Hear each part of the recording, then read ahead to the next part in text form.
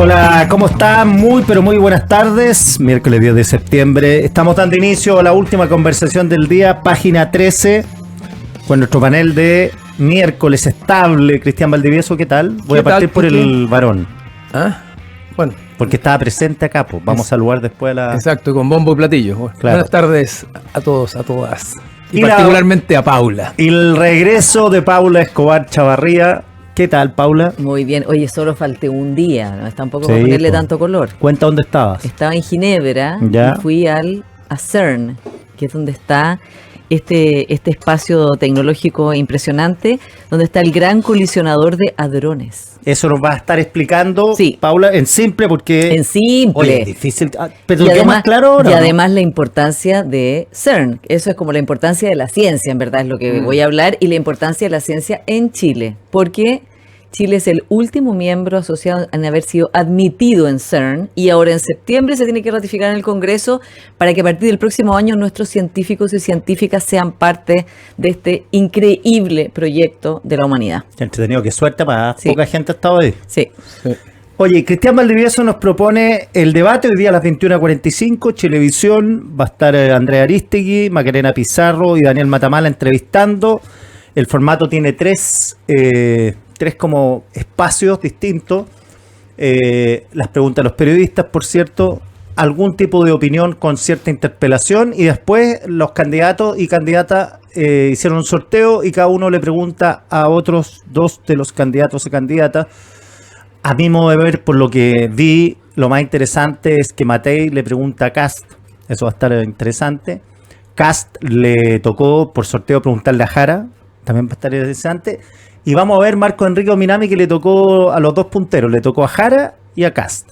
Todos los otros no son tan importantes porque, no sé, Mike Nichols le pregunta a París y todo eso. Como que no, creo que no va a tener tanta importancia como eso. Me decían los comandos que estiman que van a ser 3 horas de debate, larguísimo, y que por lo menos 2 comandos de los que hablé, que en la máxima atención, obviamente que están preparando las preguntas, haciendo sparring de coach, la máxima preocupación que yo he organizado debate es que mantener a los candidatos y candidatas 3 horas atentos, Sí, po, concentrados. no es menor. No es menor, pues.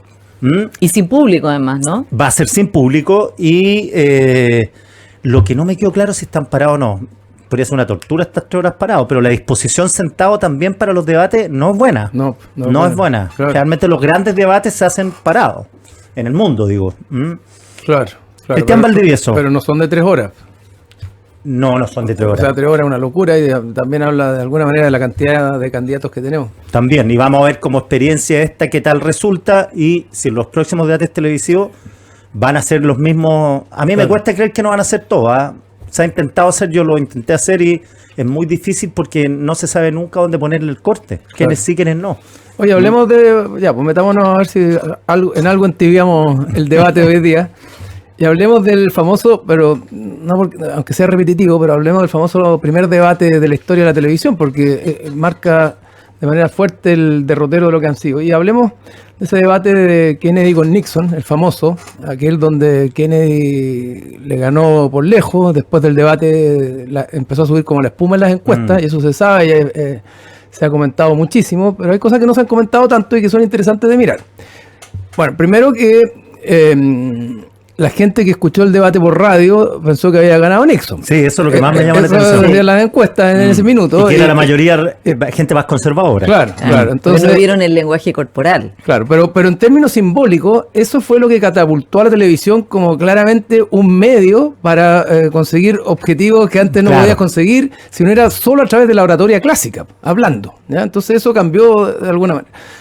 Y ese debate fue emblemático por eso mismo, pero además de que se demostró, comillas, por un experimento, que los que habían visto solo el debate por televisión, ¿verdad?, decían que ganaba Kennedy, pero los que habían visto el debate solo por radio, o escuchado solo por radio, decían que ganaba Nixon. Dijo, bueno, el efecto es en la televisión de manera directa, en el impacto que tiene en un candidato.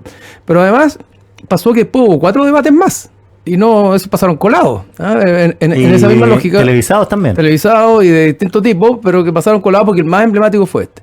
Pero además pasó que después de eso de esa elección, en Estados Unidos pasaron 14 años para que volviera a haber debates televisados.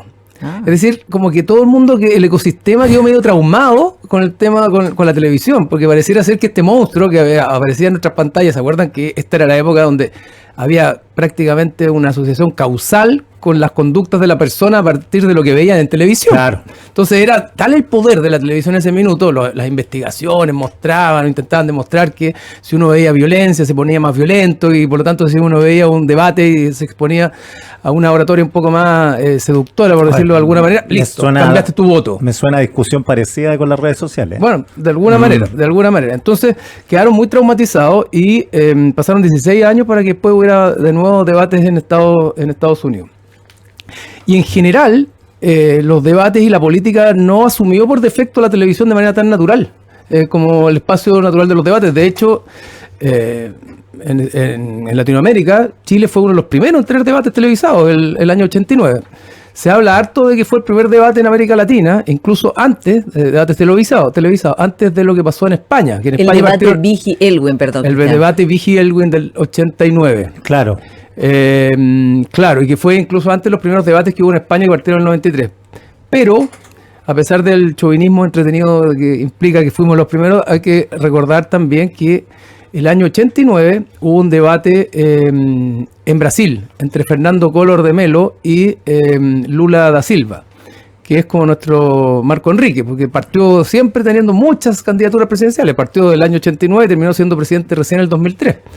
Y ese debate con Collor de Mello marcó harto el tema de la televisión de nuevo, el 89, porque lo vio mucha gente, pero sobre todo vieron la repetición que dio la televisión TV Globo en Brasil, que editó el debate.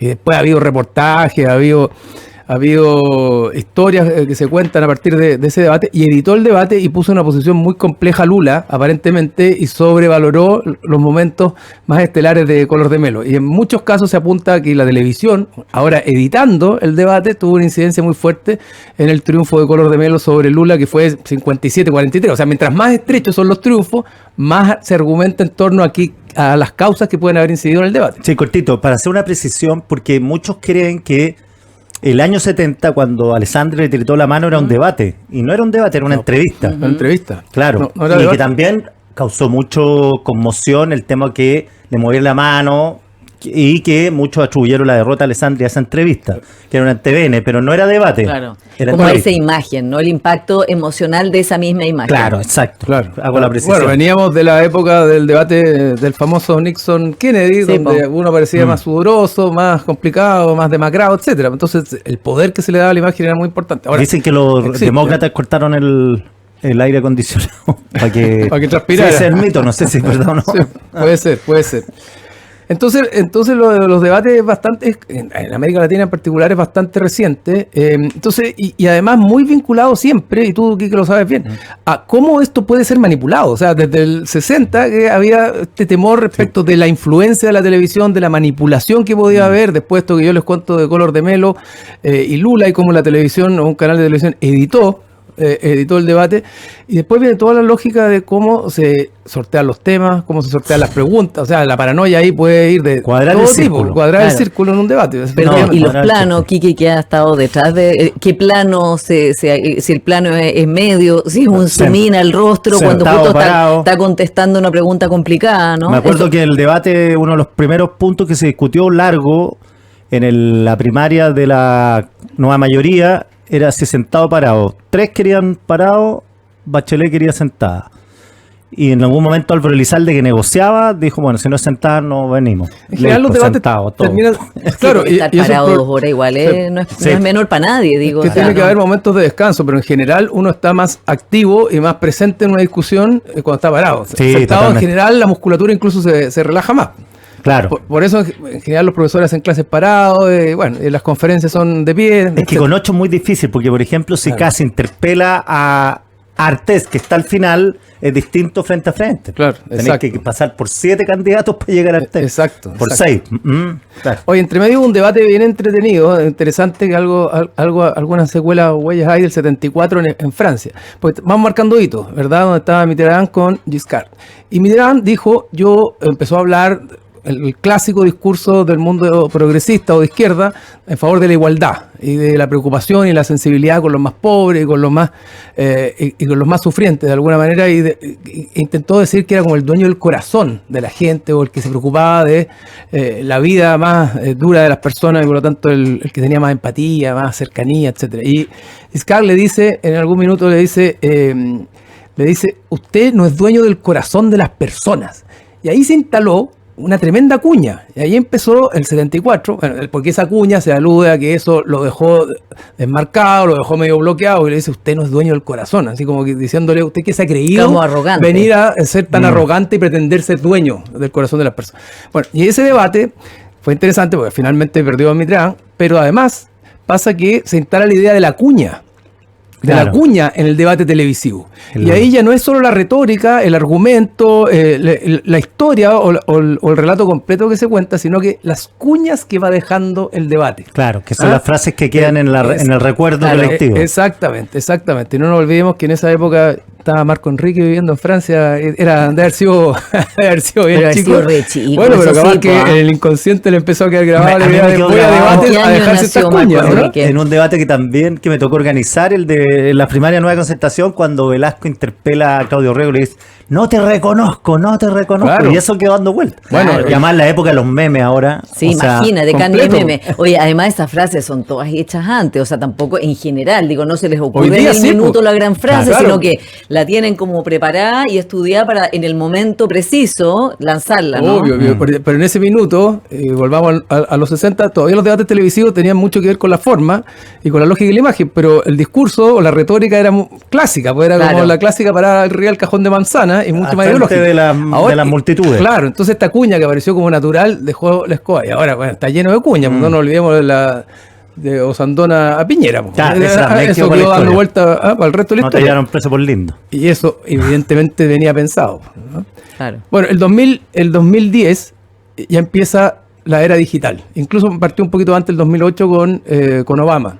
Que Obama le fue muy bien de manera digital y acuérdense que colonizó Facebook. Sí, después siguió y se transformó en el gran líder de las redes sociales e hizo de sus dos campañas presidenciales, hizo de las redes sociales un medio fundamental de comunicación. Entonces, crecientemente, desde la televisión se ha ido pasando a los retazos que va dejando el debate y cómo esos retazos se van utilizando después para continuar la campaña, desde edición de los debates, desde las cuñas y hoy día desde el uso en redes sociales. Entonces, mañana, cuando estemos analizando a primera hora, como estar probablemente alguien de por acá analizando el debate, probablemente vamos a estar analizando una parte del debate. Es decir, el debate no termina en la televisión. O sea, yo les aseguro que la gran mayoría de las personas no va a ver el debate hasta las 2:30 de la noche, pero se va a enterar del debate y le va a llegar información del debate a través de Twitter, de TikTok, fragmentos, ¿no? Fragmentos y las cuñas que cada uno quiere mover. Y ahí hay un tema. Pues, y cada uno va a tener su propio debate, porque los fragmentos van a ser en torno a la burbuja de redes sociales en que esté cada uno. Claro, o sea, todos los equipos de los comandos, de los que tienen más recursos, van a estar recortando lo que les conviene, no solamente lo de ellos, sino de lo que les fue mal a los caras, los gestos. Entonces de nuevo volvemos a la misma lógica. Tú usas la plataforma de la televisión, pero cada vez puedes ver cómo utilizar a tu favor no solo el momento específico, sino que lo que viene después. Y por lo tanto, temazo, porque al final lo que se debate en rigor es bien poco. Posiblemente lo que se va es a instalar frases, a instalar cuñas o a generar momentos incómodos para tus rivales para que reaccionen de una determinada manera que también te puede favorecer y es algo que tú también puedes viralizar. Entonces, es súper jodido plantearse hoy día en los debates porque no solo lo que va a decir, sino que cómo va a responder, la cuña que tienes que instalar, cómo te cuidas de no quedar descolocado frente a la pregunta de otro, porque todo eso finalmente no queda ahí. Además, está pensado para otra cosa. Y para los equipos periodísticos es muy complejo, a raíz de lo que dices tú, Cristian, es para el director, por ejemplo, para el editor, cuando switchea. Si un candidato está interpelando a otro y el otro pone una cara rara, pincho o no pincho. Y si pincho, ¿por qué lo pincho a él y no a todos? Y empiezan a alegar. Porque todo eso significa algo. Todo significa algo, porque nadie está salvo el director que tiene todas las cámaras puestas ahí, el editor. Entonces se ve, mira, puso cara. Entonces empieza el dilema, pínchalo. Pero editorialmente puede ser raro. Si empieza a quedarse hormeo, lo pincho o no lo pincho, puede marcar una diferencia. Y al final como tú el tema de nunca- las manos. Lógico. Nunca sabes si se le puso la cara o o la puso la puso. cara en Claro. función de qué. ¿Te fijas? Claro. Todo comunica al final.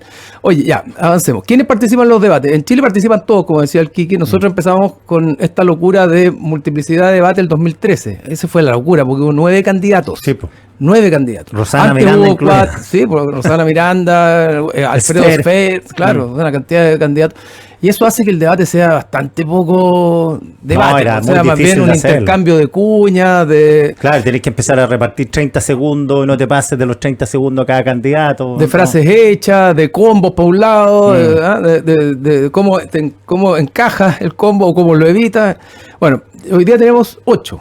El año 2021 teníamos 7 candidatos, que ya era bastante, pero como el señor Franco Parisi hizo campaña de Estados Unidos, no participó en los debates, por lo tanto hubo 6.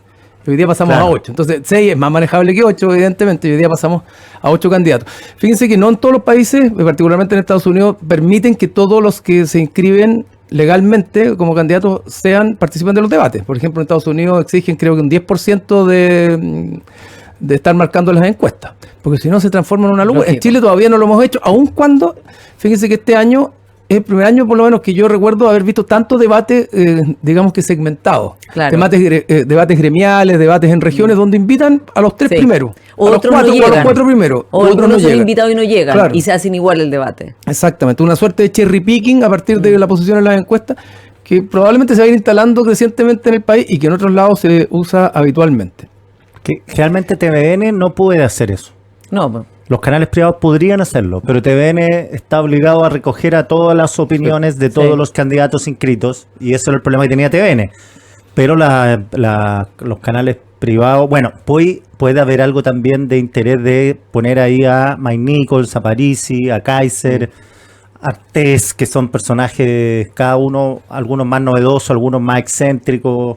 Bueno, vamos a ir viendo cómo deviene todo esto, porque efectivamente hoy día 35.000 firmas con voto obligatorio es bien ridículo en términos del porcentaje que significa el padrón total. O sea, tú consigues 35.000 firmas y tienes una visibilidad en televisión que al final del día no tiene ningún correlato ni con los No. votos ni con las narrativas que tú Van logras a ser instalar. Y por lo tanto, millones ¿cuál de es el personas hoy sentido? día, millones en la, como dice Cristian, millones en la tele, en la pantalla, en el televisor, perdón, pero pantallas va a haber, hay Sí. todas las pantallas, o sea, van a ser más millones todavía los que lo vean. Y lo que se va replicando, efectivamente. Bueno, y este tema no es desconectado de la pregunta respecto a quién favorecen los debates. ¿Ya? Que haya muchos debatientes favorece a quienes, a los que van arriba en las encuestas, que en el fondo están yendo al debate obligado a ir, porque por Claro. ellos querrían evitar esa instancia, porque esa instancia de alguna manera los expone, y lo que tú quieres no exponerte porque tú vas ganando en las encuestas. Entonces, mientras más candidatos hay en el debate, menos espacio hay para que interpelen a los que van arriba en general, y eso beneficia a los que van arriba. En general los debates tienden a favorecer a quienes son los desafiantes más que los que están arriba. Los desafiantes buscan un espacio televisivo, buscan un espacio de confrontación, buscan un espacio para dos cosas. Uno, hacer ver tus puntos de vista, decir, mira qué novedoso, qué interesante, qué atractivo me cambio, y o para hacer que el que tenía al frente trastabille. Claro. Y eso es lo que vimos durante el 2021 en más de una ocasión. De hecho, el debate de primera vuelta favoreció mucho a José Antonio Kast y debilitó mucho a Sichel, que fue confrontado de manera muy dura por Jasna Proboste en ese minuto. ¿Se acuerdan? Le dijo, tú hacías lobby, tú dijiste que no hacías lobby, pero hacías o no lobby. Después tú dijiste los fondos de pensiones que no lo habías retirado, pero parece que lo habías retirado, y quedó en una posición muy incómoda. Bueno, y lo debilitó. Y en el de segunda vuelta, el que teóricamente estaba mejor aspectado porque había ganado la primera, que era José Antonio Kast, de alguna manera se debilitó en el debate, y fue bien evidente que perdió el debate frente a Boric, aun cuando el presidente Boric terminó después peleando con un periodista y eso lo terminó afectando. Pero en lo grueso, en el debate tuvo varias caídas. Jadwe le fue mal con Boric. el otro Exacto, día. eso te iba a decir, que También fue iba muy ganando, notorio sí. ese minuto, Sí. ¿no? Estaba muy enojado. En que Boric fue muy, digamos, dejó muy mal parado a Jadwe, o sea, se vio en una muy mala luz, ¿no? Se vio como alguien muy radical y muy enojado, Claro. muy ofuscado, ¿no? Y Boric ahí hizo un contrapunto, tanto político como personal, que yo creo que fue determinante, y porque Jadwe también iba Y acuérdense que se supone que esa primaria era como un trámite que iba a ganar Jadwe. Bueno, yo creo que el debate tuvo un rol ahí. Sí, y ahí po. el que quería el debate y al que le convenía era al desafiante, claro. que en este caso era Boric. También en el debate primaria de Chile Vamos, acuérdense cómo esto se olvida, pero el gobierno del presidente Piñera puso en tabla, por esos días del debate, el proyecto que era la presidenta Bachelet de matrimonio igualitario. Y le preguntaron a Joaquín Lavín y no supo responder y terminó respondiendo desde el punto de vista más bien ideológico. Digo, yo estoy en contra del matrimonio igualitario. Eso terminó favoreciendo a Sichel en el contexto de un país mucho más liberal en esos temas. Oye, no sé si que nos queda tiempo, pero bueno, dale. No, que está entretenido preguntarse qué le van a preguntar y cuáles son las interpelaciones interesantes. Y yo creo que una de las más interesantes es la de Matei a Kast, porque aquí vamos a ver si efectivamente Matei y su comando tienen definido que Kast es su principal adversario o prefieren pasar de alguna manera más suavemente y no enfrentarse ahí, porque tú tienes preguntas desde confrontaciones más anodinas, que son interesantes porque tienen que ver con la economía y cómo va a hacer su plan de ajuste de 6.000 millones, pero también tienes otras que podrían ser mucho más rudas. Sí, po. Usted niega haber estado detrás, haber financiado, o sea, y meterse en toda la lógica de los trolls y de los bots y toda esta campaña. Entonces, no es lo mismo preguntar una cosa que aparentemente es como de política pública. Claro, a algo que va directamente a lo que busca la gente. Además pueden pensar que el comando Matei, que es el momento para interpelar a Kast, pero tienen que ecualizar bien cuál es la pregunta, el tono de la pregunta. Entiendo que por el tiempo van a poder interpelarse, son 2 minutos la respuesta. Entonces van a poder conversar porque la Matei le podría decir, oiga, pero no me está respondiendo. Claro. Oye, y yo creo que además ese tema ha estado como un debate permanente dentro del comando de Evelyn Matei, de quién es su adversario y cómo enfrentarse y el tono a José Antonio Kast y el tono, ¿no? Entonces a veces prima una mirada, a veces prima la otra. Vamos a ver ahora cuál de las dos almas va a prevalecer. Exactamente. El otro importante para terminar, Jara va a tener que manifestarse hoy día frente a ciertas preguntas donde había duda, manifestarse públicamente ante millones de personas cuáles son sus posiciones definitivas. Porque lo que se dice en el primer debate es muy difícil cambiar de opinión después. Claro, si está en la onda socialdemócrata o está, o sea, ¿cuál es esa contradicción? En la primaria contradicción vital a propósito del debate del 89, esa contradicción vital, ¿no? Que si ella es o no es, ¿qué es? ¿Qué es? Ideológicamente. Claro, y el debate es Jara, Kast, ellos están debatiendo para la segunda vuelta, no para la primera. Claro. Además. Por eso se quieren debilitar pensando en la segunda vuelta, porque ellos ya se ven en esa. Ya. Está súper interesante la discusión, vamos a seguir conversando, pero antes saludamos a nuestros auspiciadores. Una revista para escuchar el cierre de cada día. Página 13. El mejor análisis en voces atentas a la actualidad. Mucho antes de que se inventara la radio, los pueblos originarios ya usaban IA, inteligencia artesanal. Hoy esa herencia sigue viva en Primeros Pueblos. Visítalos en Casa Costanera, Mall Plaza Trébol, Temuco o en primerospueblos.cl, una iniciativa de CMPC. Llega a Chile Prudential AGF en alianza con AFP Habitat para que ahora tengas más alternativas de ahorro voluntario para tu pensión con Prudential AGF. Conoce más de esta alianza en prudentialagf.cl. En BCI Seguros quieren acompañarte a donde sueñas, a los lugares que te enamoran. ¿Y dónde están quienes amas? Porque con el seguro automotriz, más que un seguro, son tu compañía a donde vayas. Por eso son el seguro número 1 elegido por los chilenos. ¿Y sabías que el Grupo Sintac es una empresa del Grupo CAP que transforma el acero en soluciones constructivas eficientes, sostenibles y de alta calidad? A través de sus marcas Promet, Sintac y Tupemesa hacen realidad soluciones que inspiran un futuro mejor. Más información en www.gruposintac.com. Si tienes WOM, eres automáticamente parte del Club WOM con más de 500 beneficios y descuentos pensados para ti en tus marcas favoritas. Súmate al Club WOM y comienza a disfrutar más que nunca. WOM, nadie te da más. Elige Softland, la gestión inteligente en un solo clic. Con Softland tendrás el más completo software para tu empresa con soluciones de e-commerce, finanzas, gestión, capital humano, comercial, operaciones. Y ahora en septiembre con un 30% de descuento, visítalos en softland.cl. Vamos a ir a un pequeño corte y ya seguimos en página 3 acá en Tele 13 Radio.